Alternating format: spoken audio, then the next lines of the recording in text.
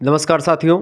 आज के वीडियो के माध्यम से हम लोग चर्चा करेंगे हिंदी साहित्य बीए थर्ड सेमेस्टर के छात्र छात्राओं के लिए महासंग्राम रिवीजन क्लास के बारे में, जिसका आपको बहुत ही बेसब्री से इंतज़ार था। लगातार आपके कमेंट्स आ रहे थे कि गुरुजी हिंदी गद्य का महासंग्राम रिवीजन क्लास लाइए, जिसमें पिछले 3-4 वर्षों में जो पूछे गए क्वेश्चंस हैं उनको कवर करिए आप। तो हिंदी गद्य से जो बनने वाले इंपॉर्टेंट प्रश्न हैं उन्हीं को आज की वीडियो के माध्यम से हम कवर करने का प्रयास करेंगे। ये क्वेश्चंस बहुत ही महत्वपूर्ण है। अब ऐसा नहीं है कि एक ही वीडियो में सारे क्वेश्चंस को मैं कवर कर दूंगा जो पिछले 2-3 वर्षों में आए हुए हैं, ठीक है, पिछले 2 वर्षों में बेसिकली। अब इसके लिए 2-3 वीडियो मुझे बनाना पड़ेगा, तो उसकी ये पहली वीडियो आपके समक्ष आपको दिखाई पड़ रही होगी। इसमें हम ऐसे क्वेश्चंस को चर्चा करेंगे जो कि ऐसे हिंदी की जो गद्य विधाएं हैं उनसे जो प्रश्न बने हुए हैं बेसिकली उनके बारे में हम डिटेल में जानने का प्रयास करेंगे। कौन कौन से क्वेश्चंस बने हैं और उनके उत्तर को आपको कैसे लिखना है, किस तरीके की शब्दावलियों का प्रयोग करते हुए लिखना है, सारी चीज़ों को आपको समझाते हुए हम आगे बढ़ेंगे। बहुत ही बारीकी के साथ हर एक चीज़ मैं आप बताता हूँ, आप सभी को पता होगा।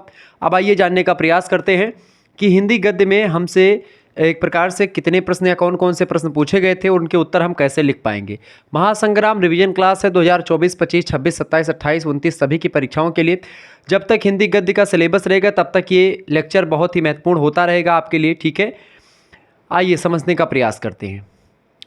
हमारे साथ जितने भी लोग जुड़ चुके हैं सभी लोगों को गुड इवनिंग, और सभी लोग वीडियो को लाइक ज़रूर कर दीजिएगा, क्योंकि बड़ी मेहनत लगती है एक वीडियो को बनाने में।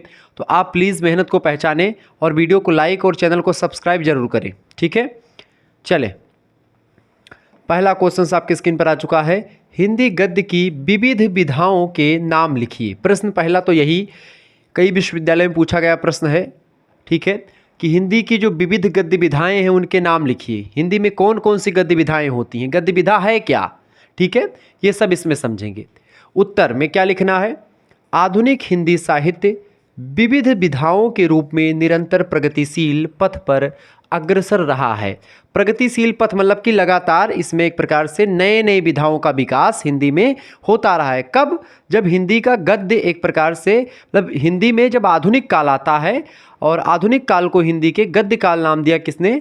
आचार्य रामचंद्र शुक्ल, जो कि हिंदी साहित्य के बड़े आलोचकों में से उनका नाम जाना जाता है। हालांकि हिंदी साहित्य के सबसे बड़े आलोचक मैं तो कह देता हूं, ठीक है, बिना किसी तर्क वितर्क के साथ, क्योंकि मुझे पता है कि उनके जैसा आलोचक मेरे हिसाब से नहीं रहा। बाकी अन्य विद्वान अपने अपने हिसाब से बता सकते हैं, अन्य टीचर अपने अपने हिसाब से मूल्यांकन करते हैं, मैंने अपने हिसाब से मूल्यांकन किया। आचार्य रामचंद्र शुक्ल की अगर बात करें तो आचार्य रामचंद्र शुक्ल उन्होंने हिंदी के आधुनिक काल को यूं ही गद्य काल नहीं कहा। उनको पता था कि हिंदी में गद्य का एक प्रकार से प्रादुर्भाव जो होगा, एक प्रकार से जब हुआ है जो, ये एक प्रकार से बहुत आगे तक जाएगा। अभी केवल कहानी और निबंध के विकास से हिंदी गद्य सीमित नहीं हो जाता। हिंदी गद्य अभी तमाम प्रकार की विविध विधाओं का पुंज बनने वाला है, और वही हुआ आगे चल करके।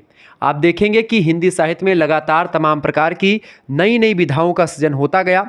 हम पाश्चात्य जो साहित्य है वहाँ से तमाम विधाओं को ग्रहण करते रहे, कुछ इधर उधर के साहित्य से, कुल मिलाकर के कुछ संस्कृत से, कुछ प्राच्य और कुछ पाश्चात्य, दोनों साहित्यों से हमने ग्रहण किया, और हमारे समक्ष हिंदी का एक विविध साहित्य जो गद्य के रूप में उभरा वो हमारे समक्ष है। आइए आगे जानने का प्रयास करते, जिसमें हमारे नाटक का विकास आप देखते, नाटक का विकास हुआ, पहले कहानी आई, कहानी के बाद में उपन्यास, निबंध, एकांकी, समीक्षा आदि से साहित्यिक समाज अब अनभिज्ञ नहीं है। मतलब इनसे तो एक प्रकार सभी लोग जानते हैं कि नाटक क्या है, कहानी क्या है। नाटक आप समझते हैं कि भाई जब एक प्रकार से किसी कहानी का, किसी कथा का आप जो है मंचन करते हैं, अभिनेता एक प्रकार से उसमें होती है, ठीक है, वो नाटक होता है। कहानी बेसिकली एक छोटी सी घटना होती है जो किसी के जीवन से रिलेटेड हो सकती है, जो 20-25 मिनट में पढ़ करके ख़त्म की जा सकती है, वो कहानी होती है, ठीक है। उपन्यास होता है, उपन्यास कहानी का आप मान लीजिए पिताजी है, कहानी का बड़ा भाई मान सकते हो आप, ठीक है। चूँकि कहानी आपकी 20-25 मिनट में पढ़ लेते हैं, उपन्यास आप 2-3-4 दिन लग जाते हैं पढ़ने में, चूँकि उपन्यास 900 पेज के होते हैं, 300 पेज, 400 पेज, यानी एक किताब होती है उपन्यास की पूरी, ठीक है। जैसे कुल्ली भाट एक उपन्यास है उनका, सूर्यकांत त्रिपाठी निराला का, मेरे पास है, मैं आपको उपन्यास दिखाता हूँ उपन्यास क्या होता है। कहानियाँ बेसिकली छोटी छोटी होती हैं, लेकिन उपन्यास जो होते हैं ना वो बड़े होते हैं। मैं आपको दिखाने का प्रयास करता हूँ बेसिकली उपन्यास है क्या। ये कुल्ली भाट नाम का एक उपन्यास है, इसको लिखा है सूर्यकांत त्रिपाठी निराला ने। बड़ी ज़बरदस्त पुस्तक है। अगर आप पढ़ना चाहिए काशी हिंदू विश्वविद्यालय के हिंदी साहित्य से, आप जब आप एमए करेंगे तो वहाँ के सिलेबस में आपको वर्णित मिलेगा कुल्ली भाट उपन्यास। तो ये देखें यहाँ पर कई कितने बहुत बड़ा लंबा पेज है, ठीक है। कुल्ली भाट यहाँ पर आप देखेंगे नाटक है कि क्या है ये,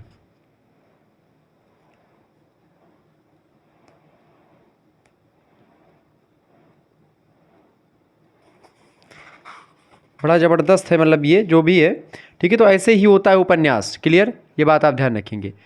राजकमल प्रकाशन से प्रकाशित है, ये बड़ा फेमस है रचना। तो ऐसे ही एक प्रकार से किताब होती है मोटी मोटी, वही उपन्यास होती है, ठीक है।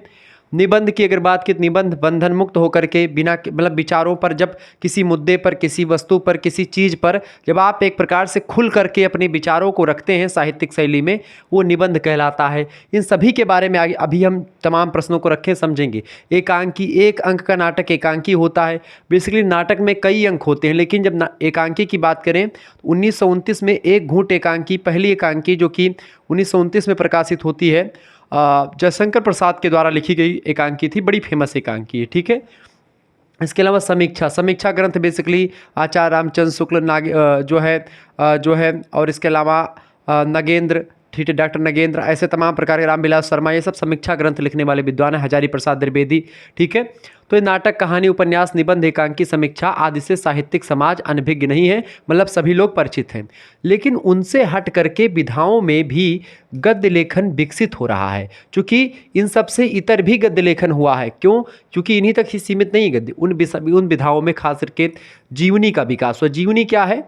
जब लेखक जो होता है किसी दूसरे या किसी फेमस पर्सनालिटी के बारे में, किसी फेमस व्यक्तित्व के बारे में लिखता है, उसके क्रियाकलापों के बारे में, उसके जीवन काल के बारे में पूरी की पूरी जानकारी लिखता है। जैसे कि कलम का सिपाही नाम का एक जीवनी लिखी गई, किसके नाम की? कलम का सिपाही किसको कहते हैं? मुंशी प्रेमचंद को कहा जाता है। उनके पुत्र थे अमृत राय, उन्होंने कलम का सिपाही नाम का जीवनी लिखी। किसकी जीवनी है वो? मुंशी प्रेमचंद, उनके पिताजी की जीवनी है, ठीक है। तो जीवनी एक लेखक लिखता है दूसरे फेमस पर्सनालिटी के ऊपर, ठीक है। जबकि दूसरी है आत्मकथा। आत्मकथा जो होती है, ये लेखक स्वयं के बारे में लिखता है, खुद के बारे में लिखता है, अपनी कथा अपने हाथों से ही लिखता है साहित्यिक शैली में, वह आत्मकथा होती है, ठीक है।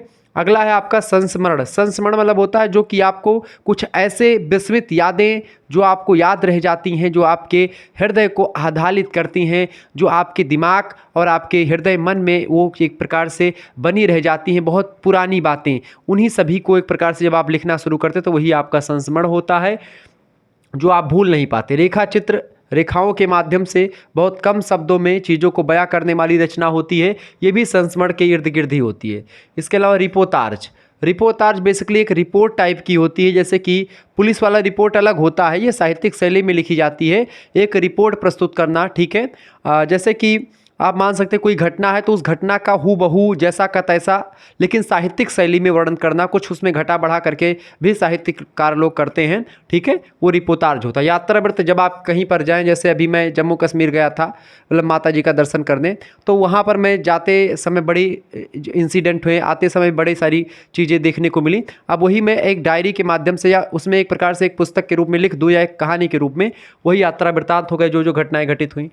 गद्य काव्य भी होता है, यानी गद्य भी है और काव्य भी है, यानी कि इसमें कुछ काव्य पंक्तियों टाइप की होती हैं और कुछ गद्य होता है, तो वो गद्य काव्य होता है। इसके अलावा साक्षात्कार, ठीक है। साक्षात्कार जो होता है, इंटरव्यू जिसको आप बोलते हैं, जैसे मैं इनसे मिला, सूर्यकांत त्रिपाठी निराला, ठीक है, पदम सिंह शर्मा कमलेश, दोनों लोग मिले थे, आपस में बातचीत हुई और दोनों के विचारों को लिखा गया, ठीक है, जो चीज़ें लिखी गई। आजकल तो ब्रॉडकास्ट हो जाता है, टीवी पर अपलोड हो जाता है, लेकिन पहले एक प्रकार से जो मिलते थे, इंटरव्यू होता था, उसको लिख दिया जाता था कि क्या क्या हमने पूछा, प्रश्न हमने पूछा, आपके पाठ्यक्रम में संकलित है, मैं इनसे मिला, ठीक है। साक्षात्कार ऐसे ही होता है। फीचर, ठीक है। डायरी, ये सब एक प्रकार से डायरी दैनंदिनी जिसको आप बोलते हैं, लगातार आप जब लिखते रहते हैं, ठीक है, डेली का डेली आप अपने जीवन के बारे में, ठीक है। जैसे एक लेखक की डायरी मुक्तिबोध की है, गजानन माधव मुक्तिबोध, आपके पाठ्यक्रम में संकलित रचना है, तो ये चीज़ें, ठीक है। तो ये डायरी लेखन इत्यादि महत्वपूर्ण है। तो ये हिंदी की गद्य विधाएँ हैं जिनके नाम आपको मैंने बता दिए, और बेसिकली इन सभी के बारे में थोड़ा थोड़ा मैंने जानकारी भी आपको दी, ताकि आपके दिमाग में चीज़ें बनी रह सकें कि ये है क्या। ठीक है। तो इन सभी का विकास बाद में हुआ। जीवनी, आत्मकथा, संस्मरण रेखा, चित्रिपोताज, यात्रावृत्त, गद्य काव्य, साक्षात्कार, फीचर, डायरी। फीचर बेसिकली निबंध टाइप का ही होता है, ठीक है, किसी मुद्दे पर चर्चा वगैरह करना। ये हो गया पहला क्वेश्चन। दूसरा प्रश्न आपकी स्क्रीन पर आ चुका है, फटाफट से आप लोग देखने का प्रयास करेंगे, बढ़िया क्वेश्चन है। दूसरा क्वेश्चन से महोदय, यात्रावृत्त का अर्थ बताते हुए उसकी परिभाषा दीजिए। यात्रावृत्त का अर्थ बताते हुए उसकी परिभाषा दीजिए। यात्रावृत्त का क्या अर्थ है? देखिए, यात्रा का लिखित रूप ही यात्रावृत्त या यात्रा साहित्य कहलाता है।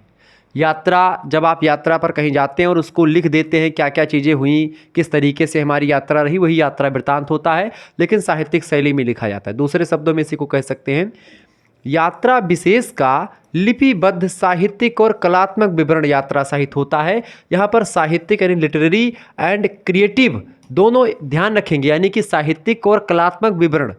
ऐसा नहीं कि जो हुआ वैसे सीधा सीधा लिख दिया, नहीं, आप थोड़ा सा उसमें इनोवेशन करें, थोड़ा सा रसमलाई और ऐसे थोड़ा सा नुस्खा और थोड़ा सा ऐसे माल मटेरियल उसमें डाल दें, जिससे क्या हो, लेखक का मन पढ़ने में लगा रहे और वो आपका यात्रा सहित पढ़ता रहे।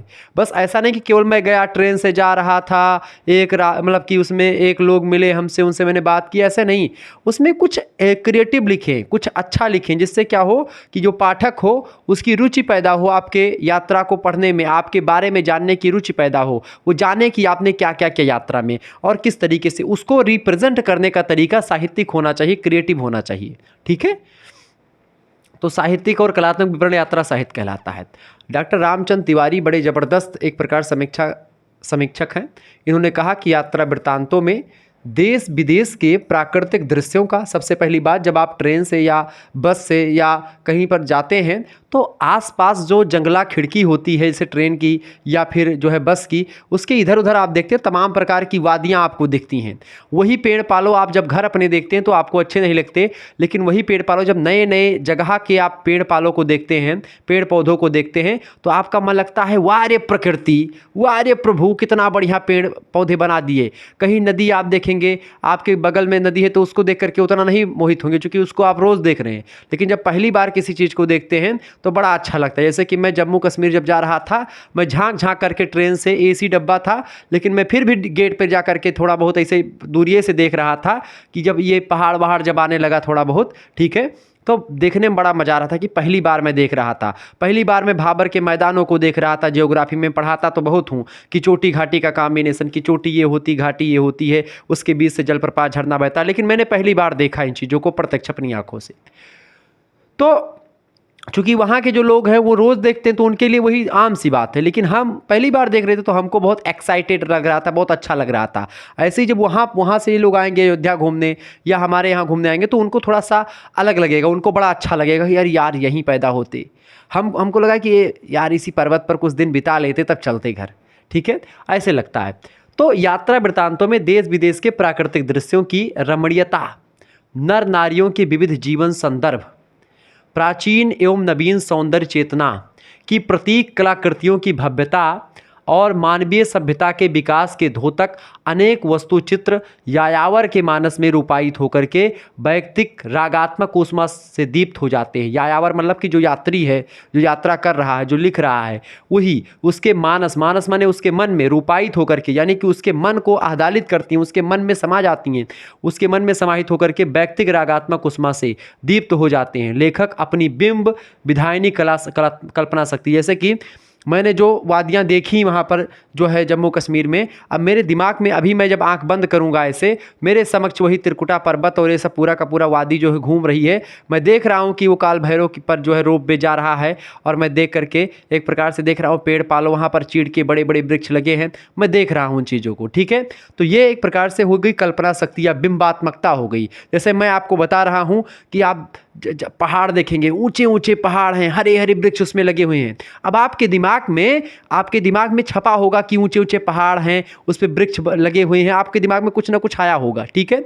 कभी आपने हीरो हीरोइन के पिक्चर में, अजय देवगन मिथुन चक्रवर्ती के पिक्चर में नाचते गाते उन लोगों को देखा होगा हीरोइन के साथ, तो पीछे पहाड़ की जो वादियाँ थी सेम वैसे, ठीक है। तो आपके दिमाग में छपा होगा कि मिथुन नाच रहे हैं, चक्र जो है, और वो क्या नाम है, अजय देवगन साहब जो है डांस कर रहे हैं बढ़िया से, ठीक है, हीरोइन के साथ, पीछे पेड़ पालो आ रहे हैं, घोड़ा 2-3 ठूप दौड़ रहे हैं, दिमाग में आ रहा है ना ये सब चीज़ें, यही सब बिंबात्मकता है, यही सब बिंबात्मकता है। तो लेखक जो होता है उसके दिमाग में व्यक्तिक रागात्मक ऊष्मा, जो उसकी व्यक्तिगत जो ऊष्मा है और जो उसको देखने के बाद में उसकी मानस पटल पर जो है जागृत होती है। लेखक अपनी बिंब विधायनी कल्पना, बिंब विधायनी कल्पना यही होती है जो आपको मैंने अभी दिखाई, ठीक है, कि आप इमेजिन करते हैं, उन्हें पुनः मूर्त करके पाठकों की जिज्ञासा वृत्ति को तृप्त करता है। यानी कि जैसे मैंने बताया कि वहाँ पर क्या है, अब आपके दिमाग में चल रहा होगा कि जम्मू कश्मीर में क्या है, तो मैं आपको बता दूं कि वहाँ पर ये चीज़ें हैं। कैसे बताऊंगा? अपनी बिंब कल्पना शक्ति का प्रयोग करके मैं बताऊंगा कि मैंने वहाँ वहाँ देखा, उसको मैं लिख रहा हूँ, ये मैंने वहाँ पर ये देखा, मैं उनसे मिला, ये चीज़ हुई, यहाँ पर वो चीज़ हुई, ये सारी चीज़ें, ठीक है, समझ रहे हैं ना? तो वही चीज़ आपकी यात्रा वृत्तांत होती है, यात्रा वृत्त होती, समझ में आ गया होगा मेरे हिसाब से। अब यात्रा वृत्तांत आपके दिमाग में छप गया होगा, तो यही आपको लिख देना है। आप और सरल शब्दों में लिख सकते हैं, जरूरी नहीं कि इतना कठिन आप लिखें, आपको समझाने के लिए मैंने ये सब रखा है। बाकी आप अपनी भाषा में अपने शब्दों में लिखने का प्रयास करें, ज़्यादा बेटर रहेगा, ठीक है। मैं हमेशा ही बताता हूं, जैसे आप अपनी भाषा में अपने शब्दों में लिखेंगे आपको अच्छा नंबर मिलेगा, लेकिन आप किताबी शैली लिखेंगे आपको हो सकता है कम नंबर मिल जाए। इसीलिए आप चीज़ों को याद करें, आप अपना कॉन्सेप्ट क्लियर करें और उसके बाद में अपने हिसाब से कॉपी में लिखने का प्रयास करेंगे। आगे देखते हैं अगला क्वेश्चन, तीसरा नंबर प्रश्न आपकी परीक्षा में पूछा गया है। ये सब सारे क्वेश्चंस पूछे गए हैं, ध्यान रखेंगे। अगला क्वेश्चन है संस्मरण की व्युत्पत्ति और परिभाषा बताइए। बहुत जबरदस्त क्वेश्चन है।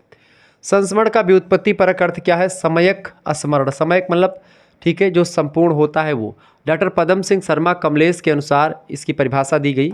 देखते हैं उन्होंने क्या कहा। पदम सिंह शर्मा कमलेश, डॉक्टर पदम सिंह शर्मा कमलेश कहते हैं इसकी परिभाषा को देते हुए संस्मरण की, कि संस्मरण की व्युत्पत्ति सम प्लस स्मृ प्लस ल्यूट यानी अण धातु से हुई है, जिसका अर्थ है समयक स्मरण। इस शब्द का अर्थ होता है पूर्ण रूपेण या पूर्ण रूप का आशय।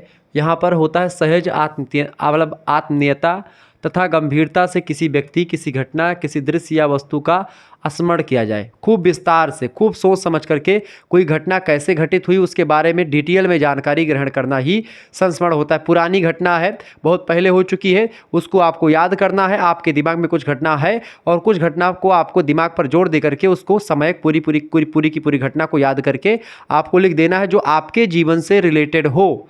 आपके जीवन से रिलेटेड घटना आपके दिमाग में कुछ छपी है, उसको आप याद करके उसका समयक दर्शन पूरा का पूरा जो है, जो घटना घटित हुई थी उसको आप लिख करके पाठक का मन मोहे, यही होता है संस्मरण, ठीक है, ध्यान रखेंगे।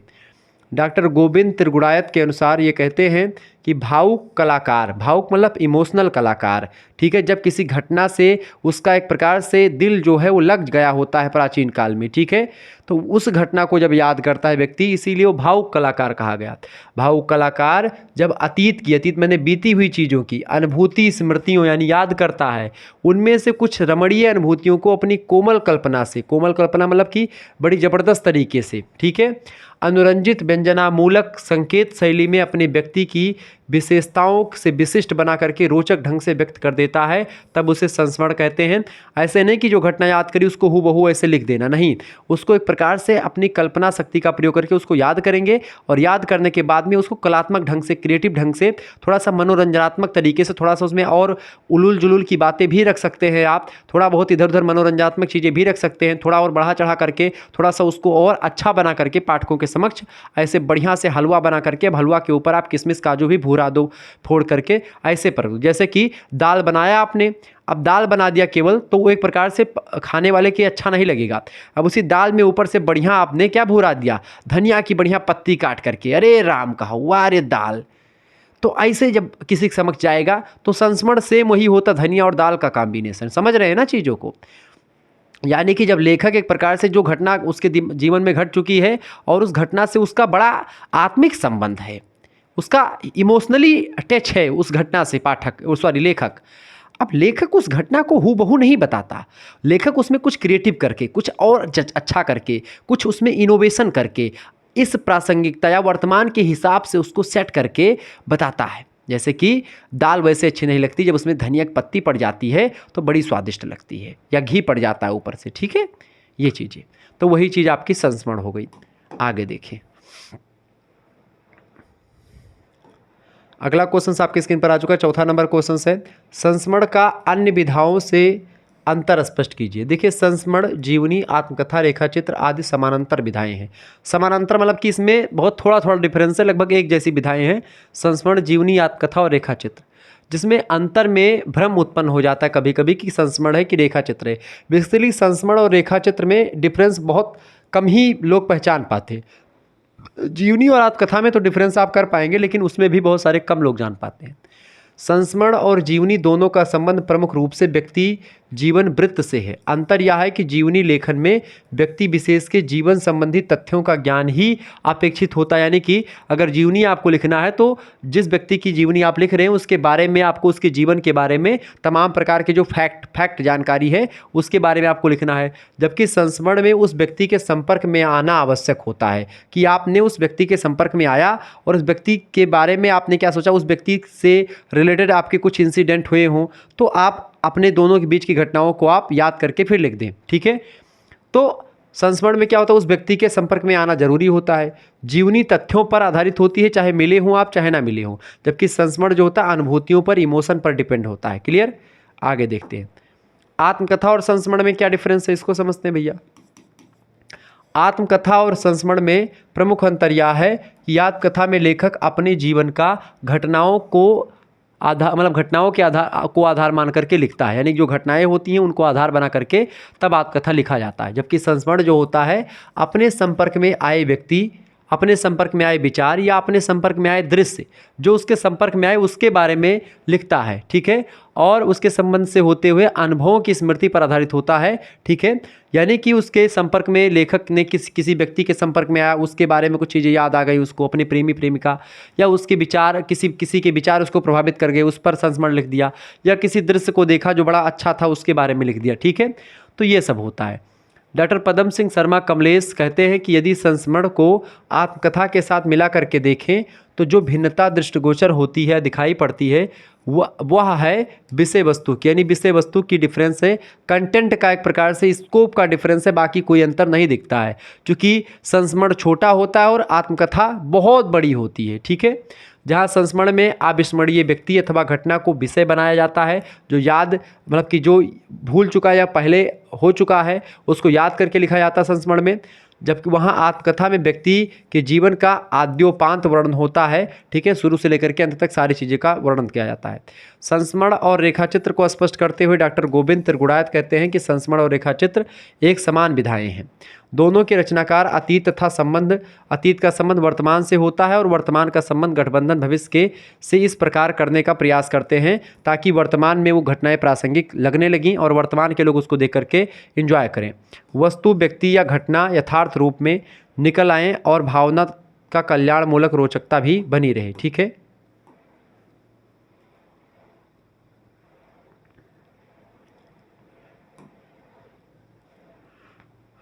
हाँ, रोचकता भी बनी रहे, साथ ही साथ लेखक की व्यक्तिगत रुचियां भी उभर आएँ।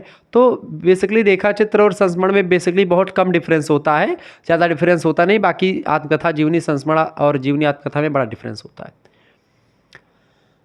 अगला क्वेश्चन आप देखें भैया, रेखाचित्र क्या है। संस्मरण तो आपने समझ लिया, रेखाचित्र का अर्थ और परिभाषा समझें।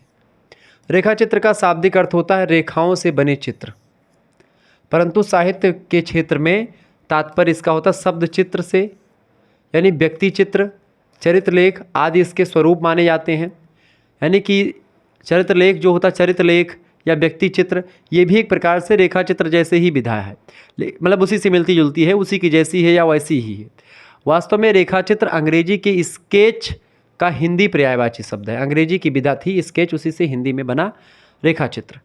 डॉक्टर भागीरथ मिश्र कहते हैं कि अपने संपर्क में आए किसी विलक्षण व्यक्तित्व अथवा संवेदना को जगाने वाली सामान्य विशेषताओं से युक्त किसी प्रतिनिधि चरित्र के मर्मस्पर्शी स्वरूप को देखी सुनी या संकलित घटनाओं की पृष्ठभूमि को इस प्रकार उभार कर रखना कि उसका हमारे हृदय में एक निश्चित प्रभाव अंकित हो जाए, रेखा चित्र या शब्द चित्र कहलाता है। कुल मिलाकर के ऐसी घटना को इसमें लिखा जाता है जो कि एक प्रकार से जो कोई विलक्षण व्यक्ति आपके जीवन में मिल जाता है, जो व्यक्ति सामान्य से बिल्कुल अलग होता है, उसके जैसा व्यक्तित्व आपको उससे आपसे पहले नहीं मिला, ऐसा व्यक्तित्व जो आपको बहुत ज़्यादा प्रभावित करता है उसके बारे में लिखना, ठीक है।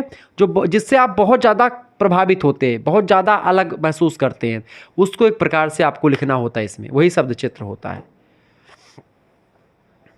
रेखा चित्र के विभिन्न प्रकारों को स्पष्ट कीजिए। बेसिकली रेखा चित्र के कई प्रकार हैं, रेखा चित्र के विभिन्न प्रकारों को स्पष्ट कीजिए। देखिए, रेखा चित्र के सृजन में भाव, विचार, इन्वायरमेंट यानी वातावरण, इंटरेस्ट अभिरुचि, भाषा लैंग्वेज, शैली आदि का प्रभाव पड़ता है। किसका? इसका रेखा चित्र को लिखते समय आपको किन किन चीज़ों का ध्यान रखना होता है? सबसे पहली बात इमोशन का यानी भाव का, दूसरा आपके विचारों का, वातावरण, किस वातावरण से संबंधित आप लिख रहे हैं, अभिरुचि आपकी क्या है, भाषा कैसी है और शैली क्या है। ये तमाम प्रकार के तत्व जो होते हैं किसी रेखा चित्र को सजोते हैं या उसको अच्छा बनाते हैं। इस आधार पर उसके निम्नांकित भेद हो सकते हैं या रेखा चित्र के कई प्रकार हो सकते हैं। पहला होता है मनोवैज्ञानिक रेखा चित्र, ठीक है। दूसरा होता है ऐतिहासिक रेखा चित्र। तीसरा होता है घटना प्रधान रेखा चित्र, ठीक है। चौथा होता है वातावरण प्रधान रेखा चित्र। पांचवा है हास्य व्यंग प्रधान रेखा चित्र। छठा है व्यक्ति प्रधान रेखा चित्र। सातवां है आत्मपरक रेखा चित्र। आठवां है प्रतीकवादी रेखा चित्र। इस तरीके से रेखा चित्र बेसिकली 8 प्रकार के रेखा चित्र होते हैं, ठीक है। हिंदी के मनोवैज्ञानिक रेखा चित्रों में खास करके सिगमंड फ्रायड का, एडलर और कार्ल जुंग का प्रभाव आपको दिखेगा। ये सब पाश्चात्य मनोवैज्ञानिक है। सिगमंड फ्रायड का मनोविश्लेषणवाद का सिद्धांत आप देखेंगे, उससे आप देखते हैं अज्ञे, जैनेन्द्र, ये सब बहुत प्रभावित रहे हैं। पाश्चात्य मनोवैज्ञानिकों का प्रभाव स्पष्टता दिखाई देता है। ऐतिहासिक रेखा चित्रों में पात्र ही नहीं, घटनाएं और देश काल वातावरण भी ऐतिहासिक रहता है, ठीक है। घटना प्रधान जो रेखा चित्र होते हैं महोदय, वो क्या होते हैं? घटना प्रधान रेखा चित्रों में पात्रों के व्यक्तित्व यानी उनकी जो पर्सनालिटी होती है और उनकी जो मानसिक स्थिति, मेंटल जो सिचुएशन होती है व्यक्ति की, उसका अंकन गौड़ होता है, यानी कि उसके बारे में नहीं लिखा जाता है घटना प्रधान रेखा चित्र में। संबंधित घटनाएं महत्वपूर्ण होती हैं इसमें, यानी कि जो घटनाएं रिलेटेड होती हैं उसी घटनाओं के बारे में उसको फोकस करके लिखा जाता है। किसी भावना या परिस्थिति विशेष को जीवंत करने के संदर्भ में वातावरण प्रधान रेखा चित्र का सृजन किया जाता है, ठीक है। जब किसी इमोशन पर लिखा जाता है तो वो आपका वातावरण प्रधान रेखा चित्र होता है। सामाजिक कुरीतियों परंपराओं के निराकरण हेतु हास्य व्यंग प्रधान रेखा चित्र होता है, जिसमें एक प्रकार से किसी मुद्दे पर व्यंग करना, किसी सामाजिक रीति पर, किसी सामाजिक नियम पर, किसी सामाजिक जो है रिवाज पर आपको कोई चीज़ व्यंग करना है तो आप ऐसे रेखा चित्र लिख सकते हैं। व्यक्ति प्रधान रेखा चित्र में व्यक्ति विशेष के बाह्य और आंतरिक स्वरूप का चित्रण किया जाता है। आत्मपरक रेखा चित्र में संस्मरणात्मक शैली में सृजित की जाती है। तथ्य विशेष की प्रभावशीलता को प्रकट करने के लिए प्रतीकत्व रेखा चित्र की रचना की जाती है। इसके अतिरिक्त राजनीतिक सांस्कृतिक रेखा चित्र भी होते हैं, राजनीति से रिलेटेड होते हैं, संस्कृति कल्चर से रिलेटेड होती है, ठीक है। इस तरीके से रेखा चित्र के कई प्रकार होते हैं। अलग अलग मुद्दों को लेकर के अलग अलग रेखा चित्र का सृजन हिंदी साहित्य में किया जाता रहा है। अगला प्रश्न आपके स्क्रीन पर आ चुका है। 7वां नंबर क्वेश्चन से भैया, डायरी का अर्थ स्पष्ट करते हुए इसकी परिभाषा बताइए। बहुत ही ज़बरदस्त क्वेश्चन से, परीक्षा की दृष्टि से आप बताने का प्रयास करेंगे। डायरी किसे कहते हैं? डायरी को अंग्रेजी में, हिंदी में डायरी को दैनंदिनी कहते हैं और अंग्रेजी में इसको डायरी ही कहते हैं, ठीक है। जब लेखक डेली का डेली अपने बारे में उसने क्या किया, कैसे कैसे उसका जीवन दिन बीता, उसको प्रतिदिन एक दिन का पूरा किस्सा एक दिन में लिख देता है साहित्यिक शैली में, दूसरे दिन का दूसरे दिन, इस तरीके से डेली का डेली लिखता है, वही दैनंदिनी होती, डायरी होती है। डायरी का सामान्य अर्थ होता है कॉपी, नोटबुक या पुस्तिका, जिसमें प्रत्येक दिन की दैनिक घटनाओं दिन भर के किए गए कार्यों का लेखा जोखा लिखा होता है। परंतु साहित्यिक अर्थ में साहित्यकार के हृदय की मार्मिक प्रतिक्रिया को व्यवस्थित और क्रमबद्ध रूप से व्यक्त करने वाली विशिष्ट गतिविधि का नाम डायरी होती है। जो किसी लेखक के या साहित्यकार के जो हृदय में जो मार्मिक प्रतिक्रिया होती है, किसी चीज़ को देखने के बाद में, किसी मुद्दे को जानने के बाद में, किसी चीज़ को देखने या स्पर्श करने के बाद में जो उसके दिमाग में जो रिफ्लेक्शन होता है या जो प्रतिक्रिया उत्पन्न होती है, उसी मार्मिक प्रतिक्रिया को व्यवस्थित तरीके से और क्रमबद्ध तरीके से सिस्टमेटिकल वे में जब हम लिखते हैं साहित्यिक शैली में, तो वही चीज़ आपकी डायरी कहलाती है, ठीक है। डायरी अंग्रेजी भाषा का शब्द है, उसकी उत्पत्ति लैटिन भाषा के डायस शब्द से हुई है, ठीक है। ऑब्जेक्टिव में खूब प्रश्न पूछा जाता है। डायस शब्द से हुई है, यह संस्कृत के दिवस शब्द से का समानार्थी, यानी संस्कृत में दिवस का जो अर्थ होता है वही एक प्रकार से अर्थ डायस का होता है लैटिन भाषा में। डायरी के लिए हिंदी में दैनिकी शब्द, रोजनामचा या दैनंदिनी शब्द का प्रयोग किया जाता है। ठीक है, आगे देखते हैं। 8वां क्वेश्चन आपकी स्क्रीन पर आ चुका, फटाफट से आप देखने का प्रयास करेंगे, बड़ा जबरदस्त क्वेश्चन है। प्रश्न, डायरी का उद्भव विकास बताते हुए प्रमुख लेखकों की कृतियां बताइए। बहुत ही जबरदस्त क्वेश्चन है। देखिए, डायरी लेखन में घनश्याम दास बिरला की रचना है डायरी के पन्ने, बड़ी फेमस है। डॉक्टर धीरेन्द्र वर्मा की रचना है मेरी कॉलेज की डायरी। ठीक है, ध्यान रखेंगे ये सब ऑब्जेक्टिव में क्वेश्चंस खूब पूछे जा सकते हैं। और लिखित में आपसे प्रश्न पूछेगा कि डायरी का उद्भव विकास बताते हुए लेखकों की डायरी भी, मतलब लेखकों के नाम लिखिए और उनकी डायरियाँ लिखिए। सुंदरलाल त्रिपाठी जी की डायरी है दैनंदिनी है, मतलब कि दैनंदिनी नाम से ही प्रकाशित। इसके अलावा सियाराम शरणगुप्ता जी की डायरी है दैनिकी नाम से। ठीक है, श्री राम शर्मा के द्वारा लिखित डायरी है सेवाराम की डायरी, सेवाराम की डायरी 1946 में प्रकाशित हुई। मोहन राकेश की डायरी, शरद देवड़ाकृत पत्थर का लैंप पोस्ट, दूधनाथ सिंह ने लिखा पत्थर के टुकड़े नाम की डायरी। ठीक है, ऐसे ही हरिशंकर परसाई जो कि हिंदी के बड़े ज़बरदस्त लेखक हैं, उनकी रचना है, हरिशंकर परसाई व्यंग्यकार है बेसिकली, तो हरिशंकर परसाई की रचना है हम, वे और भीड़। विश्वनाथ प्रसाद तिवारी की डायरी है डायरी के 5 पृष्ठ। प्रभाकर माचवे की रचना है डायरी पश्चिम में बैठकर पूरब की डायरी। ठीक है, इसके अलावा इलाचंद जोशी का नाम आपने सुना होगा, इलाचंद जोशी की डायरी है डायरी के फटे पन्ने। ये सब उल्लेखनीय डायरियाँ हैं जो कि बड़ी फेमस डायरियाँ हिंदी की। ठीक है, इनके अतिरिक्त नरेश मेहता, त्रिलोचन शास्त्री, शमशेर बहादुर सिंह, अजीत कुमार, इन सभी ने इस विधा में महत्वपूर्ण योगदान दिया है। वर्तमान उपन्यास और कहानियों में डायरी शैली का प्रयोग भी किया जा रहा है। इसकी पुष्टि डॉक्टर देवराजकृत अजय की डायरी शीर्षक उपन्यास में होती है। चूँकि अजय की डायरी नाम का एक उपन्यास है, यह अजय की डायरी नहीं, ये उपन्यास है जो कि डॉक्टर देवराज ने लिखा है। ये डायरी शैली पर लिखा गया उपन्यास है। आजकल कहानियाँ भी डायरी शैली पर लिखी जा रही हैं। पूर्व प्रधानमंत्री चंद्रशेखर कृत जेल की डायरी, ये भी एक प्रकार से प्रकाशित हुई। सूक्ष्मता डायरी की आत्मा होती है कुल मिलाकर के। ठीक है, तो ये डायरी है। अच्छा, एक चीज़ और यहाँ पर आप ध्यान रखेंगे। ठीक है, अभी मैं चर्चा कर रहा हूँ, ठीक है, रिपोर्टार समझ लें उसके बाद में। जैसे मान लेते हैं आपको यहाँ इन सभी की PDF वगैरह प्राप्त करनी। ठीक है, मैं 1 मिनट समझा दूँ आपको। जैसे आपको कोर्स लेना है, हिंदी का कोर्स लेना है या मतलब किसी भी सब्जेक्ट का, अगर आप BA 3rd सेमेस्टर में हैं तो आपके जो भी सब्जेक्ट होंगे सभी की क्लास मात्र और मात्र 100 रुपये में, मतलब सभी कोर्स दे दिया जाएगा। कोर्स में आपको क्या मिलेगा, आपको PDF नोट्स मिलेंगे। जैसे कि ये क्लास हो रही है महासंग्राम रिवीजन क्लास हिंदी की, तो इसका PDF जो आप यहाँ पर देख पा रहे होंगे, ये PDF आपको मिलेगा। इसके अलावा जो भी क्लास चैप्टर वाइज हुई है उनके PDF आपको मिलेंगे, और सभी की भी जो वीडियो लिंक होगी वो भी आपको मिल जाएगी, प्लेलिस्ट उसकी। इसके अलावा हर एक सब्जेक्ट की, और इसके साथ ही साथ आपको तमाम प्रकार के, मतलब जो लाइव क्लास आगे से होंगी वो मिलेंगी। ठीक है, और ऐसे तमाम प्रकार की और क्लासेस मिलेंगी। तो यानी आपका चैप्टर जो होंगे, chapter wise classes, model papers, महासंग्राम रिवीजन क्लास, इन सभी की PDF नोट्स वगैरह आपको मिल जाएंगी। ठीक है, और करना कुछ नहीं है, 91 61 93 60 62 ये मेरा व्हाट्सअप नंबर है। इसी पर आपको SMS करना है और कोर्स ज्वाइन कर लेना है। मात्र 100 रुपये में आपको कोर्स दे दिया जाएगा सारे सब्जेक्ट का। इसके अलावा इसमें महत्वपूर्ण बात यह है कि आपका अगर human values and environmental studies, वैसे सभी को पढ़ना है, मानव मूल्य और पर्यावरण अध्ययन जो कि को करिकुलर का सब्जेक्ट है, इसकी तैयारी एक प्रकार से इसी 100 रुपये में आपकी करवा दी जाएगी। यानी कि 100 रुपये का अगर कोर्स लेंगे तो उस कोर्स में सारे सब्जेक्ट की तैयारी, 3 आपके मेजर सब्जेक्ट, 1 माइनर सब्जेक्ट और 1 को करिकुलर सब्जेक्ट आपका, ये 5 सब्जेक्ट की तैयारी आपकी इसी 100 रुपये में ही हो जाएगी। ठीक है, तो आपके कोई भी सब्जेक्ट हो, आप SMS करें 91 61 93 60 62 पर।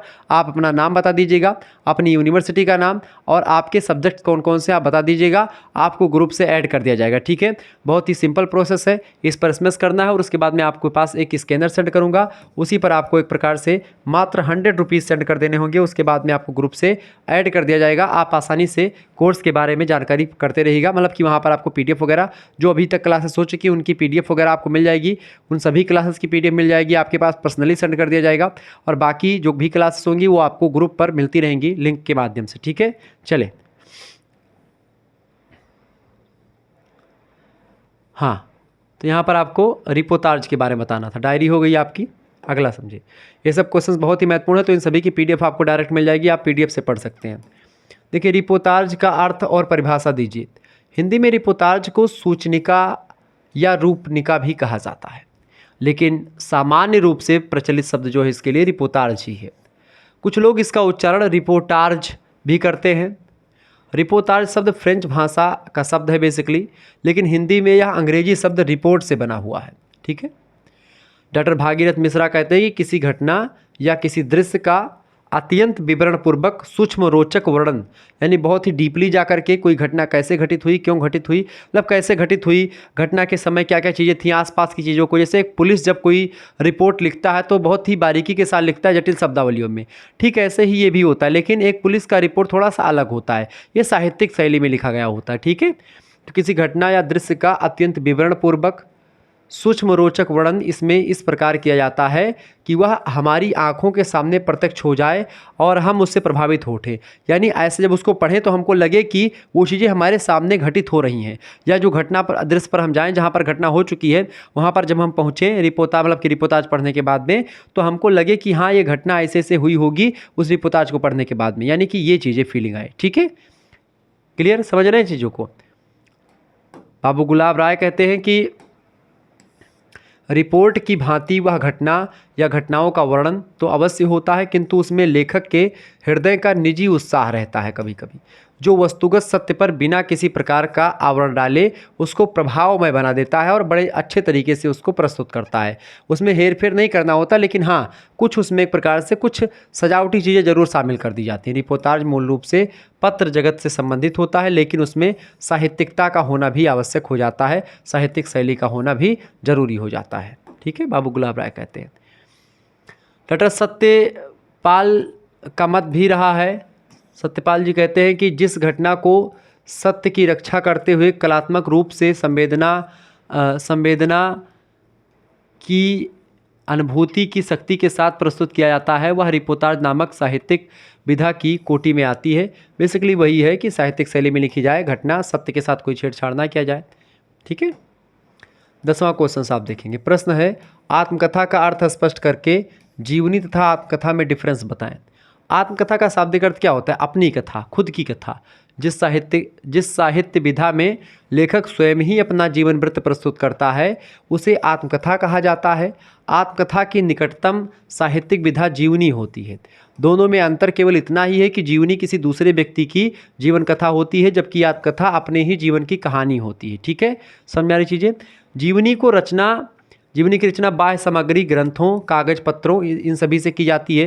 जैसे जीवनी आप कब लिखेंगे? जीवनी किसी के बारे में आपको लिखना है तो उसके बारे में आप जो पत्र साहित्य उसके बारे में लिखी गई उसको हेरेंगे, सामग्रियाँ जो उसके बारे में जीवन के बारे में हैं और उनसे संबंधित ग्रंथ, कागज पत्र जो भी लिखे गए, समाचार पत्र, उन सभी को देख करके तब किसी फेमस पर्सनालिटी की जीवनी आप लिखते हैं। ठीक है।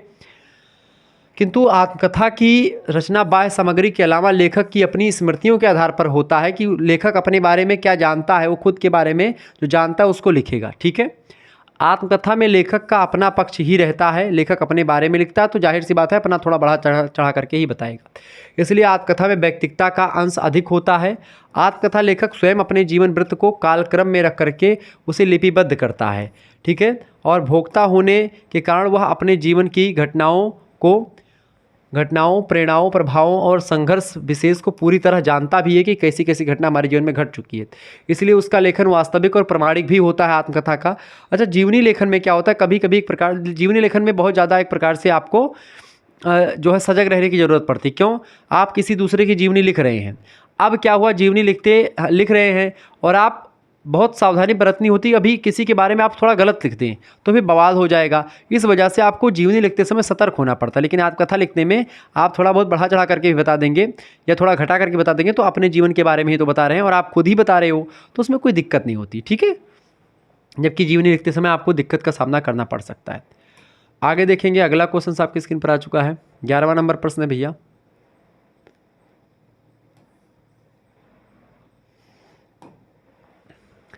ग्यारहवां क्वेश्चन आ चुका है, आत्मकथा लेखक में कौन कौन से गुण होने चाहिए। देखिए, आत्मकथा लेखन का कार्य बहुत कठिन होता है। आत्मकथा लेखन का अर्थ होता है समाज के सामने स्वयं को नंगा कर देना, यानी जो भी घटनाएं आपके जीवन में हुई हैं, अच्छी घटनाएं हैं तो भी और बुरी घटनाएं हैं तो भी। लोग बुरी घटनाओं को साथ थोड़ा सा दबा देते हैं, अच्छी घटनाओं को ही आत्मकथा में लिखने का काम करते हैं। ठीक है। लेकिन फिर भी घटनाओं को दोनों को दिखाना चाहिए, क्योंकि समाज के सामने अपने आप को नंगा कर देना।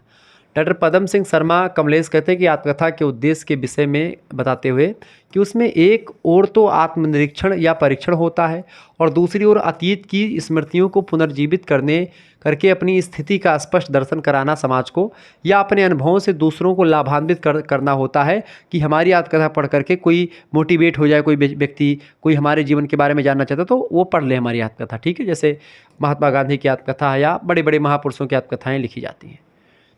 दिनकर जी आत्मकथा लेखन को अत्यधिक साहस का कार्य मानते हैं।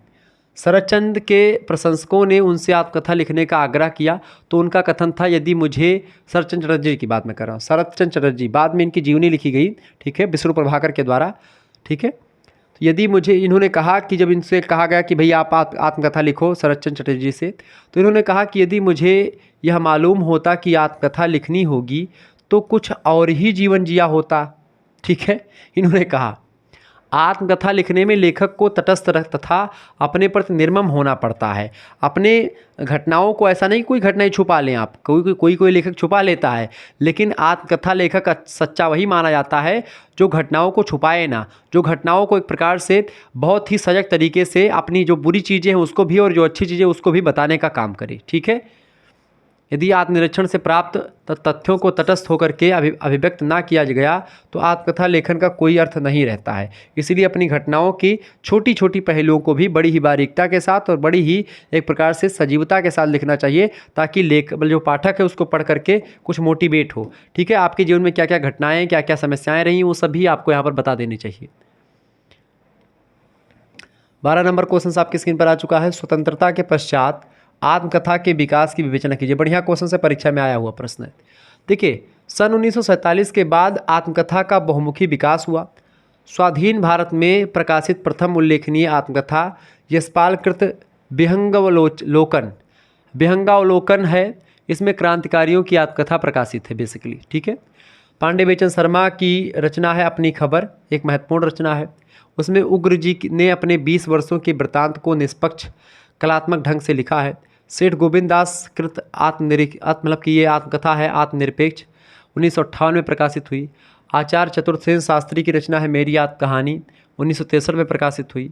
वृंदावन लाल वर्मा की रचना है अपनी कहानी, 1960 में प्रकाशित हुई आत्मकथा है। इधर सर्वाधिक महत्वपूर्ण आत्मकथा हरिवंश राय बच्चन कृत 3 भागों में बटी है, जो सबसे महत्वपूर्ण मानी जाती है आत्मकथा में। ठीक है, आपके पाठ्यक्रम में संकलित भी है। क्या भूलूं क्या याद करूं, जन्म से लेकर के 1935 तक के बारे में लिखी है इसमें। दूसरा, नीड़ का निर्माण फिर ये 1936 से 1951 तक है इनके जीवन के बारे में।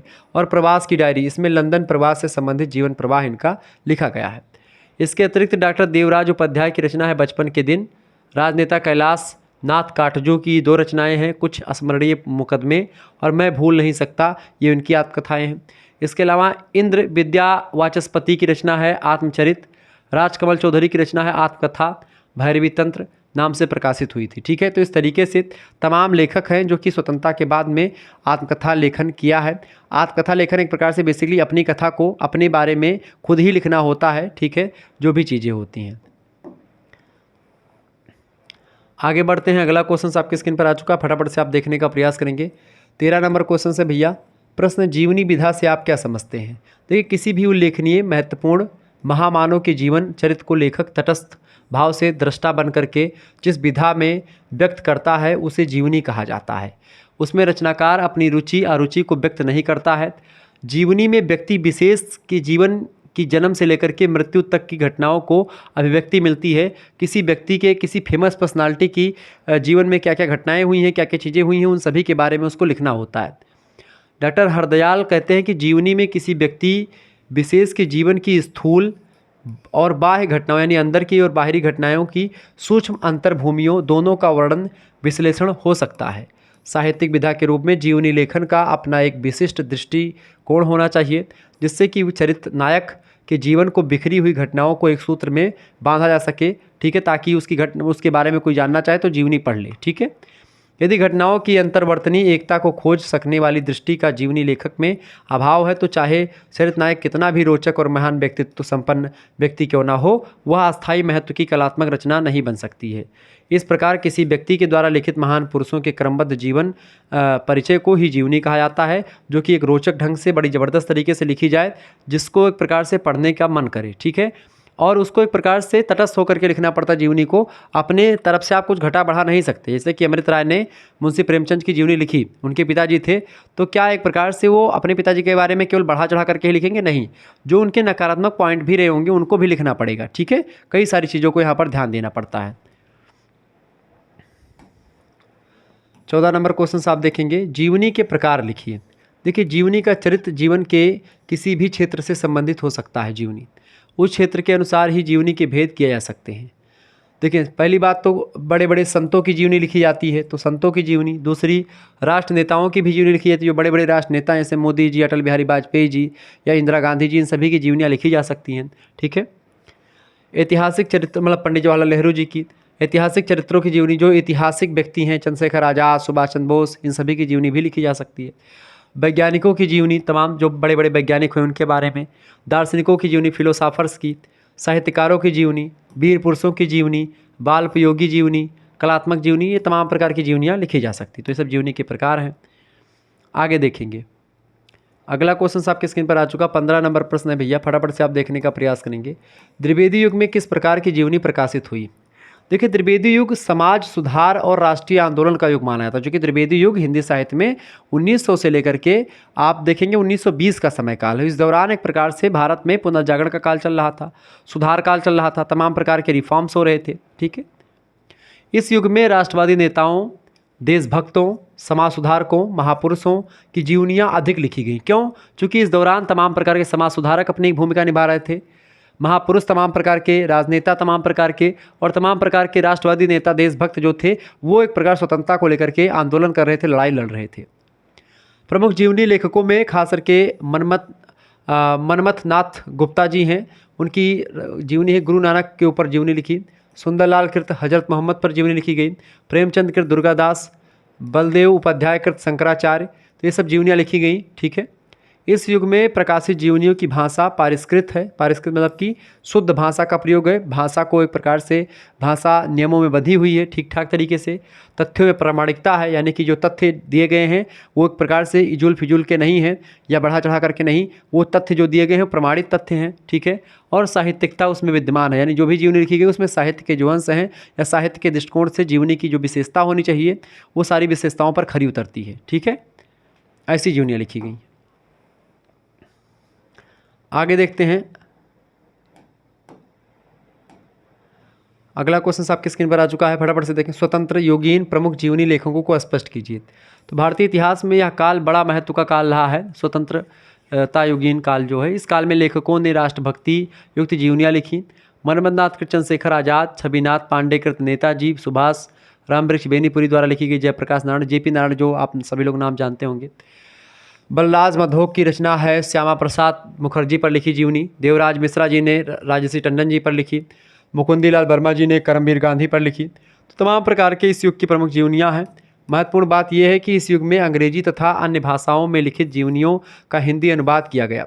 इस युग में एक ओर गांधी के नेतृत्व में कांग्रेस अहिंसात्मक लड़ाई लड़ रही थी, तो दूसरी ओर क्रांतिकारी युवा प्राणों को हथेली पर लेकर के भारत माता को स्वतंत्र कराने के लिए प्रयासरत थे।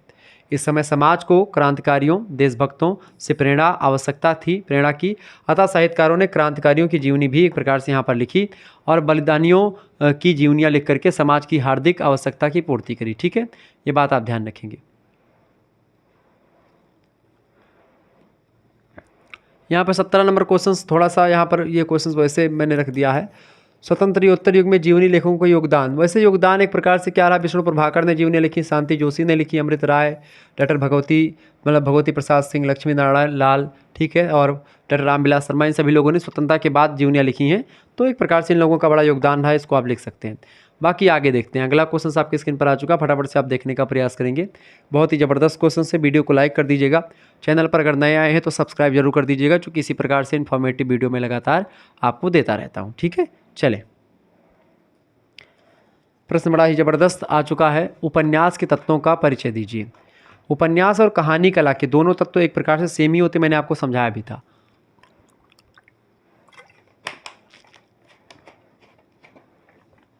बाकी और भी इंपॉर्टेंट क्वेश्चंस हैं, ऐसी बात नहीं कि इसी में सारे इंपॉर्टेंट क्वेश्चंस खत्म हो गए हैं, और भी 2-3 महासंग्राम वीडियो आएगा।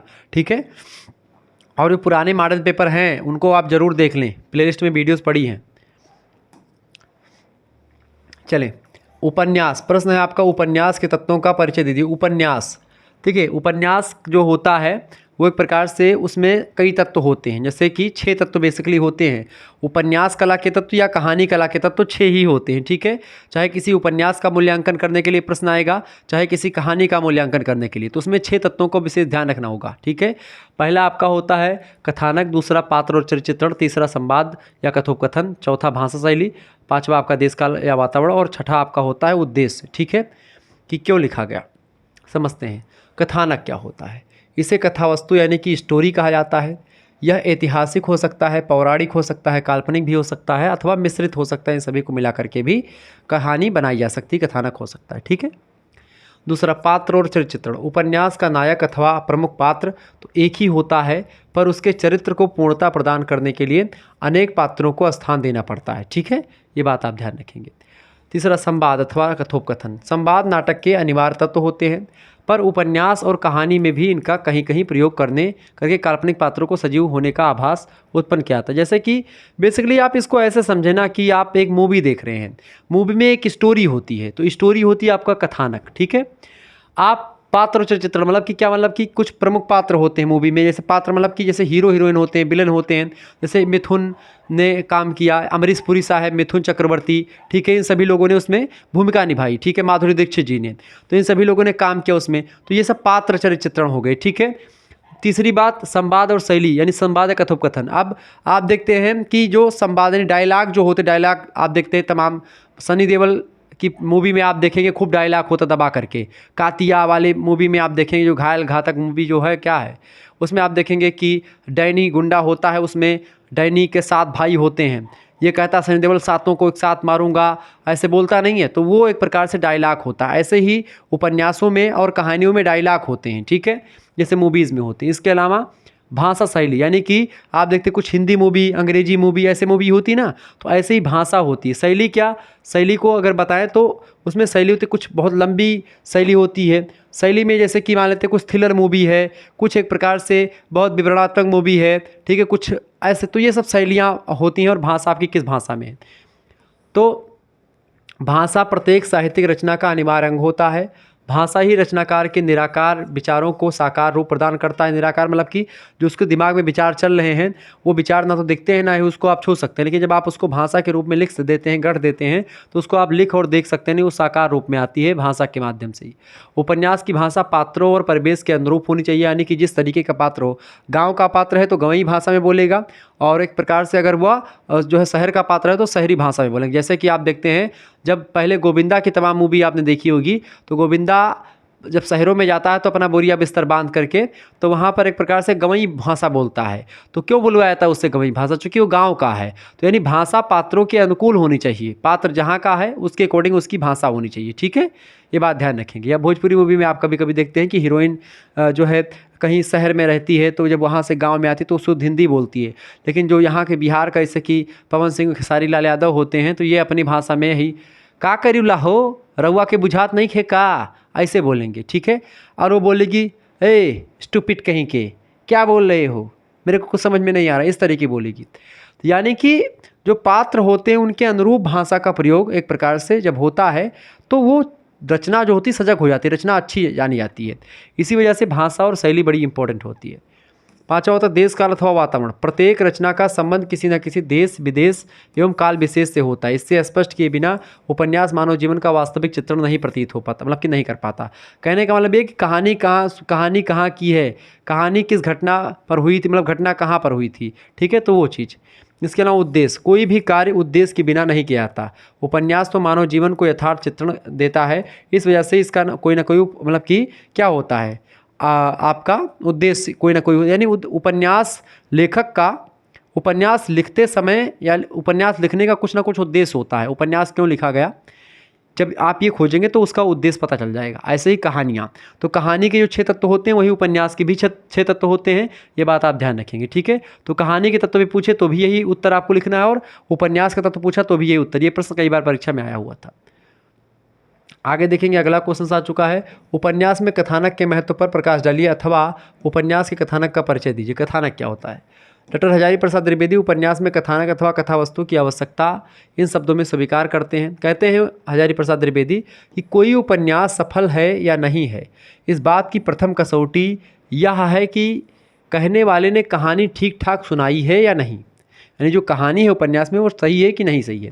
क्योंकि बिन कथानक कहानी का क्या फ़ायदा, कहानी बेकार होती बिना कथानक के, उपन्यास बेकार होता, अगर कोई कहानी ही ना हो तो बेकार है।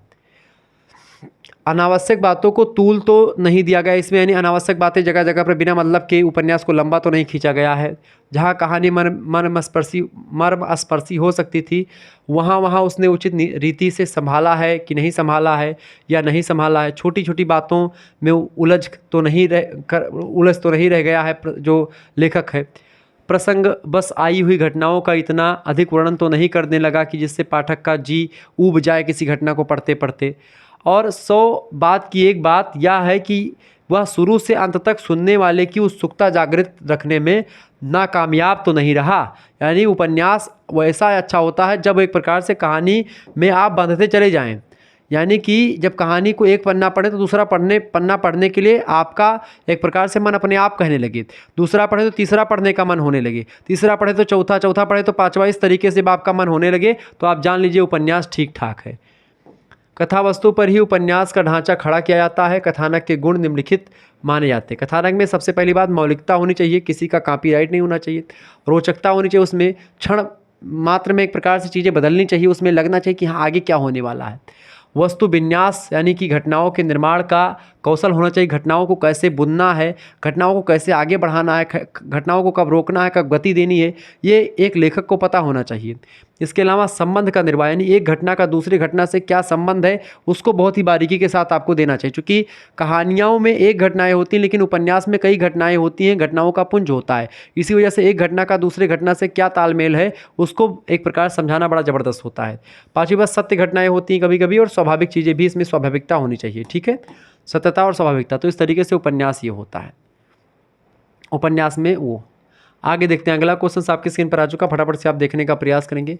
बड़ा ज़बरदस्त क्वेश्चन है। प्रेमचंद की कहानियों की मुख्य विषय वस्तु क्या है?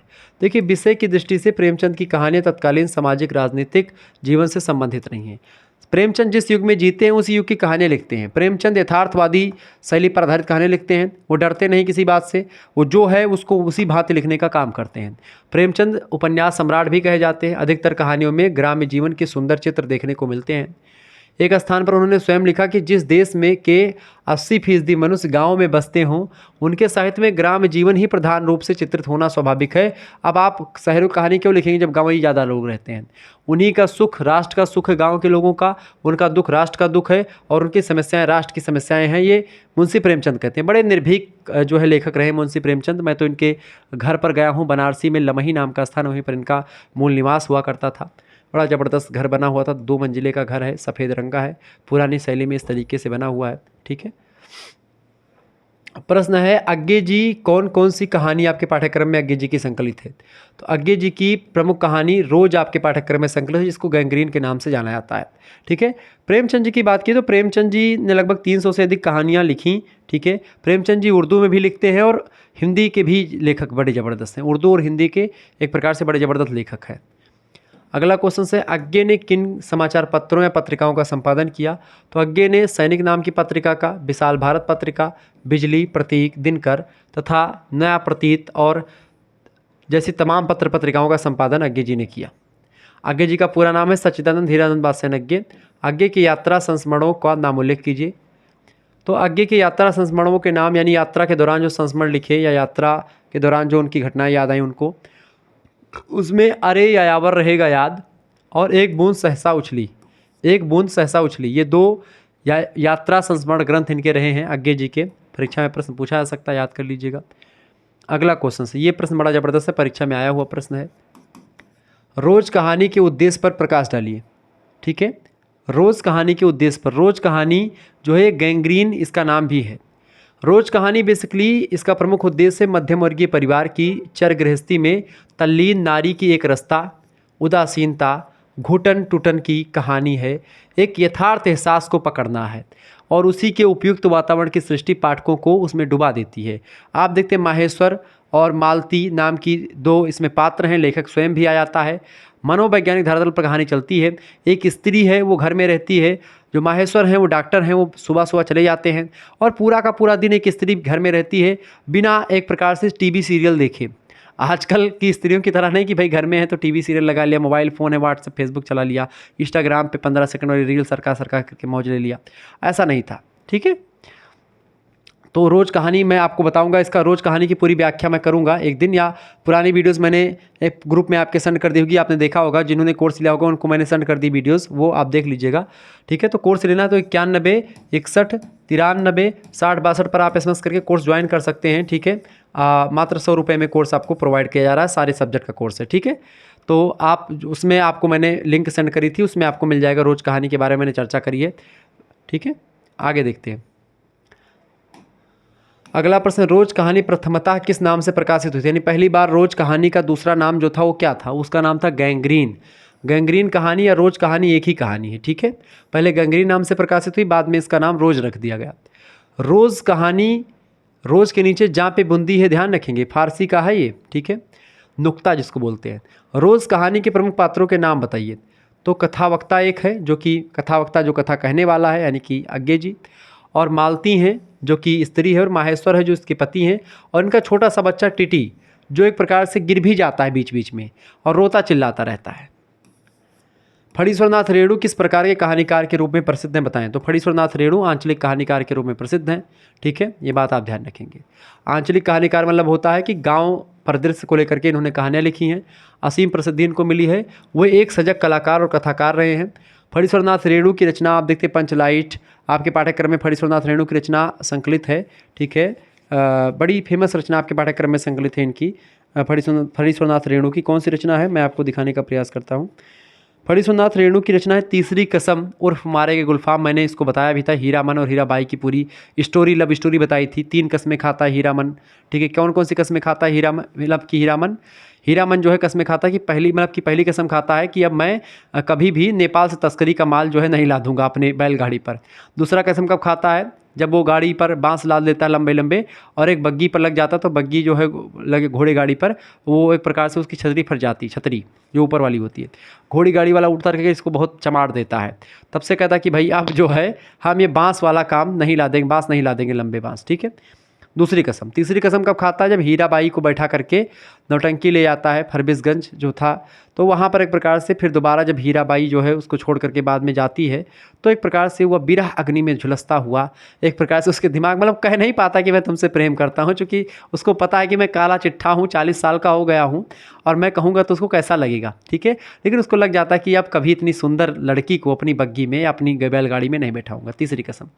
तो वो कहानी इन्होंने लिखी थी। फणीश्वरनाथ रेणु के प्रसिद्ध कहानियों का नाम उल्लेख कीजिए। ठुमरी और आदिम रात्रि की महक रेणु की प्रसिद्ध कहानी संग्रह हैं। इन ठुमरी ये कहानी संग्रह है, कई कहानियों का एक संग्रह होता है, उसी को कहानी संग्रह कहते हैं। आदिम रात्रि की महक ये भी कहानी संग्रह, कई सारी कहानियाँ इसमें भी संकलित है। इसके अतिरिक्त तीसरी कसम अर्थात मारे के गुलफाम जो कहानी के बारे में अभी मैंने बताया आपके पाठ्यक्रम में संकलित है। तीर्थोदक, रसप्रिया, ठेस, 3 बिंदिया आदि कहानियाँ उनकी लोकप्रिय और ध्यातव्य कहानियाँ हैं जो बड़ी फेमस कहानियाँ हैं। ठीक है, आगे देखेंगे। अगला क्वेश्चन आपके स्क्रीन पर आ चुका है। फणीश्वरनाथ रेणु की कौन सी कहानी आपके पाठ्यक्रम में संकलित है? तो रेणु जी की प्रसिद्ध कहानी तीसरी कसम उर्फ मारे के गुलफाम आपके पाठ्यक्रम में संकलित है। तीसरी कसम बोलो या मारे के गुलफाम, दोनों कहानी का मतलब एक ही है। ठीक है, आपके पाठ्यक्रम में संकलित है। अगला प्रश्न है, रेणु की रचनाओं का नाम उल्लेख कीजिए, परीक्षा में प्रश्न आ सकता है। कहानी संग्रह, पहली है ठुमरी कहानी संग्रह, दूसरा है आदिम रात्रि की महक, तीसरा कहानी संग्रह अग्निखोर। ठीक है, अग्निखोर। चौथा कहानी संग्रह श्रावणी दोपहर की धूप, मतलब एक श्रावणी दोपहर की धूप। पांचवा कहानी संग्रह अच्छे आदमी। छठा कहानी संग्रह मेरी प्रिय कहानियाँ। ये सब पुस्तकें हैं जिसमें कई कहानियाँ हैं, एक कहानी नहीं है ये। आदिम रात्रि की महक में कई कहानियाँ शामिल हैं, ऐसे ही अग्निखोर में कई कहानियाँ हैं। ठीक है, ऐसे सातवां भित्ति चित्र की मयूरी। ठीक है, ये सब कहानी संग्रह हैं, कई सारी कहानियों के संग्रह हैं। उपन्यास भी लिखे इन्होंने, जैसे कि मैला आंचल, बड़ा फेमस उपन्यास है मैला आंचल फणीश्वरनाथ रेणु का। ये उपन्यास होता है, उपन्यास मतलब मोटी किताब। ठीक है, कहानी की। परती परिकथा, जुलूस, दीर्घतमा उपन्यास, पलटू बाबू रोड। ठीक है, और कितने चौराहे, 6 उपन्यास इनके बड़े फेमस हैं। रिपोर्ताज भी लिखा फणीश्वरनाथ रेणु जी ने। पहला ऋण मतलब कि ये आपका पाठ्यक्रम में संकलित है, ऋण जल धन जल आपके पाठ्यक्रम में संकलित रिपोर्टाज है। ठीक है, नेपाली क्रांति कथा और बन तुलसी की गंध, ये 3 रिपोर्टाज भी इनके बड़े फेमस रहे हैं फणीश्वरनाथ रेड्डी जी के। ध्यान रखिएगा, ये एक प्रकार से मैंने आपको बता दिया। तो एक प्रकार से आपके लगातार जो कमेंट आ रहे थे कि गुरुजी बताओ इसके लेक्चर दीजिए, महासंग्राम रिवीजन क्लास दीजिए, तो मैंने दे दिया। देखिए, मानव मूल्य और पर्यावरण अध्ययन ये आपके पाठ्यक्रम में संकलित है। ये एक प्रकार से आपको को करिकुलर सब्जेक्ट के रूप में पढ़ना पड़ता है, तो इसका लेक्चर मैंने दे दिया है। आपने इसको कल देखा होगा। ठीक है, BA BSc BCom में को करिकुलर सब्जेक्ट में आपको human values and environmental studies यानी कि मानव मूल्य और पर्यावरण अध्ययन पढ़ना पड़ता है। ये 100 नंबर का ऑब्जेक्टिव क्वेश्चन आपका आता है, इसमें पास होना अनिवार्य होता है। अगर इसमें पास नहीं हो तो आप किसी में पास नहीं माने जाओगे, यानी कि इसको पास करना ही है आपको, यानी पास करना पड़ेगा ही इसको। इस वजह से मैं कह रहा हूँ कि इसका भी PDF वगैरह आपको मिल जाएगा। अगर आप कोर्स लेंगे तो इसका भी PDF वगैरह आपका मानव मूल्य पर्यावरण अध्ययन का भी आपको मिल जाएगा। तो आप मात्र 100 रुपये में ही सारी चीज़ें प्राप्त कर पाएंगे। ठीक है, 100 रुपीज़ में ही सारी व्यवस्था आपको दी जाएगी, PDF वगैरह सारे सब्जेक्ट की आपको मिल जाएगी। ठीक है, SMS किस पर करना है? 91 61 93 60 62 पर करना है। बहुत ही एक प्रकार से कम प्राइस रख दी गई है। आप लोगों ने कहा कि गुरुजी कोर्स बताइए, तो मैंने कोर्स लॉन्च कर दिया। और आप पहले मैंने हिंदी का ही कोर्स लॉन्च किया था, लेकिन आप लोगों ने बहुत ज़्यादा कमेंट किया, मेरे पास फ़ोन किया, व्हाट्सएप पर SMS किया कि गुरुजी जो है और सब्जेक्ट फिर कैसे पढ़ेंगे, हम केवल हिंदी का कोर्स लॉन्च किए। तो मैंने कहा यूट्यूब पर और पढ़ाएंगे। कहा नहीं, सभी सब्जेक्ट की हमको PDF चाहिए। हमने कहा चलो भाई, इसी 100 रुपये में ही एक प्रकार से और सब्जेक्ट की भी PDF मैं दे दूंगा आपको, यानी आपके जो भी सब्जेक्ट होंगे सारे सब्जेक्ट की क्लास हो जाएगी आपकी, हिंदी की नहीं बल्कि सारे सब्जेक्ट की क्लास होगी मात्र 100 रुपये में ही। और उस ग्रुप को एक प्रकार से सारे सब्जेक्ट ग्रुप बना दिया गया है, तो आप बहुत सारे बच्चे जुड़ चुके हैं। अब आप पीछे मत हटिए, फटाफट से आप जुड़ जाइए। मात्र 100 रुपये की बात है, इस वजह से मैं कह रहा हूँ, ताकि एक प्रकार से आप जब जुड़ जाएंगे तो आप PDF के माध्यम से पढ़ पाएंगे। जो PDF आप ज़्यादा एक प्रकार सोचते हैं, कम समय में आप अधिक जानकारी प्राप्त कर पाएंगे। परीक्षा के अंतिम समय में आपका ये PDF जो होगा आप बहुत ही कम समय में पढ़ पाएंगे। अभी आप वीडियो को देख लीजिए, और वीडियो को देखने के बाद में आप PDF से पढ़ लेंगे तो एक प्रकार से वीडियो इतना आपको मुनाफा हो जाएगा। ठीक है, तो ये अब आप देखेंगे 3-4 सब्जेक्ट की। आप ह्यूमन वैल्यूज की आप अगर जो है सीरीज खरीदेंगे तो 60 रुपये या 70 रुपये की सीरीज आती है, तो आप 5 सब्जेक्ट की सीरीज खरीदोगे, 5 से गुणा कर दो, 5 छक्के 30, 300 या 400 रुपये की आपकी सीरीज होगी। अगर आप किताब भी लोगे तो किताब भी एक प्रकार से लगभग एक एक किताब आपकी 300 400 रुपये की आपकी पड़ेगी, 340 350 या 200 की ऐसे किताब आपकी पड़ेगी। ठीक है, तो आप मात्र 100 रुपये खर्च करके तमाम प्रकार के नोट्स आप प्राप्त करेंगे। आने वाले समय में आपको बहुत बढ़िया नोट्स प्रोवाइड होने वाले हैं, तो आप तुरंत जो है कोर्स में ज्वाइन हो जाएं। SMS कर दें 91 61 93 60 62 पर और कोर्स में ज्वाइन हो जाएं। ठीक है, बहुत बहुत धन्यवाद। मिलते हैं फिर नेक्स्ट वीडियो में, तब तक के लिए जय हिंद जय भारत। आप सभी का बहुत बहुत धन्यवाद हमारे साथ जुड़ने के लिए। इसी प्रकार से अपना प्यार हमेशा बनाए रखिएगा। ठीक है।